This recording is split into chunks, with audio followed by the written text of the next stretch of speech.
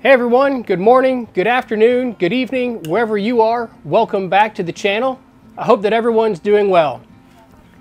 If you can't tell already, we're up here at the lake and it is hot. In this week's episode, we're going to go through 3 little issues, or what I like to jokingly call gremlins, that we've been dealing with on our boat. It's common for boat ownership, whether you get a new boat, an old boat, or even if you're just borrowing a friend's boat, there's going to be something that comes up. So come along with us, I'll show you what I'm talking about, and let's see if we can get a couple of these things taken care of this week. A moment of truth, let's see if this works.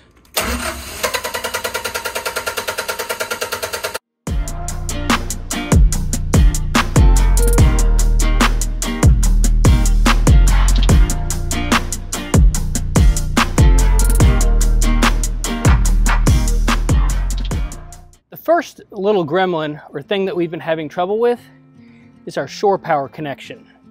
I'm running off the generator now, so I'll take this off and show you, but this is a pretty sturdy connection. This is a 50 amp line.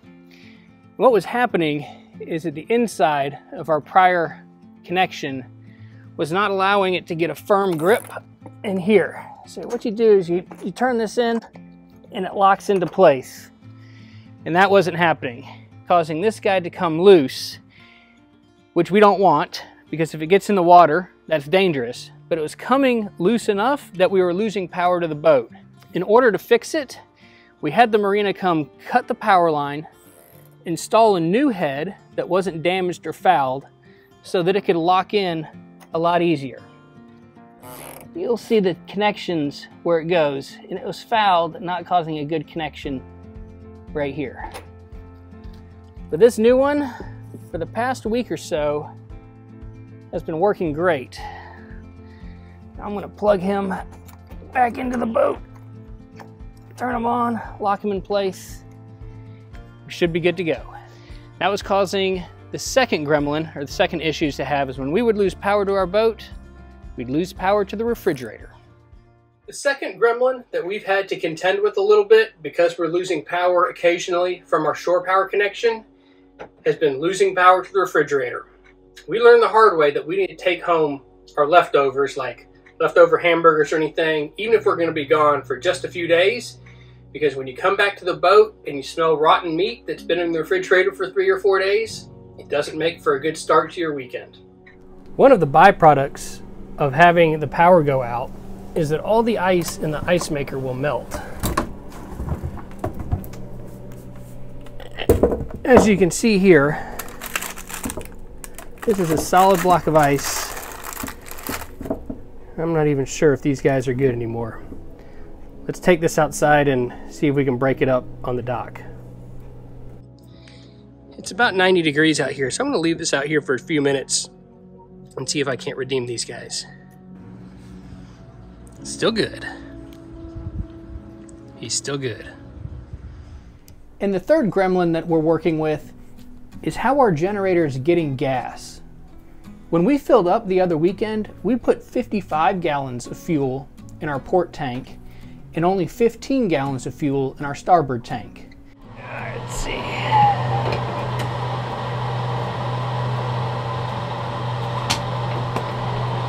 kind of spilling off the side.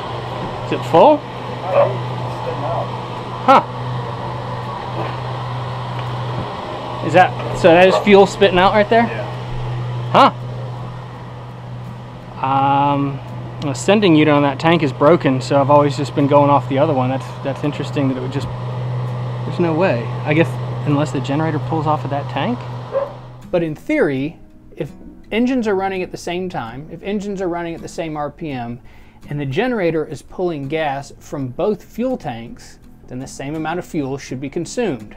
But putting in 55 gallons on the port side and 15 gallons on the starboard side, that means that's not happening. And I think I've found what's going on. I'm going to take you down here and show you what I'm talking about. This is the fuel line that feeds the generator. It goes around this way. I'm going to zoom out a little bit. And it goes to this fuel filter. On that fuel filter, you can see 2 fuel lines that come in. One for the starboard tank, one for the port tank. The port tank, this one, is the one that pulled 55 gallons from, only 15 from the starboard tank. And after talking to a dock neighbor, I think I found the culprit. This valve, way back there, is closing off fuel to the starboard tank. So I need to get back there and close it. In this process, what I'm also going to do is I'm going to shut off the port tank and only have the starboard tank on. Then I'm going to power up the generator. I'm going to see if it continues to run for probably 20 or 30 minutes, put a little load on it. It'd be nice to even out the gas from our last cruise. And if so, then I'm just going to leave both valves open. And that should solve our problem, I hope. Okay, now you can see both valves, one's for the starboard engine, the other one for the starboard tank, are both facing in the same direction. The generator should now pull from this tank. There's a tight fit down there and it is a hot day. Now we're on the port side. You have a much better visibility here. This fuel line goes to the engine and that one goes to the generator. I'm going to turn that generator line to the closed position. I'm going to turn on the generator and it should pull from the starboard tank. All right, let's check this out. Moment of truth. Let's see if this works. 2, 3, 4.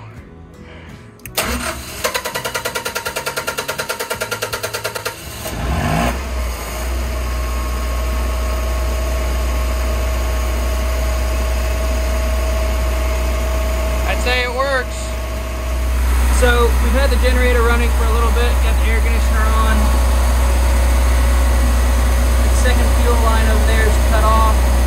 So I've confirmed that the problem may be fixed. I'm going to open up that fuel line and get to a quieter place. We appreciate everyone sticking around to the end of today's video to go through a couple of the issues that we've had on board, and luckily it looks like we have all of them fixed. If you got value out of today's video, if you're enjoying this content, if you look below, down here in the corner, you'll see a subscribe button and a like button. Give those a tap. It lets us know that you enjoy this content, and then we can keep creating it for you. Hope everyone has a great week, and we look forward to seeing you out on the water.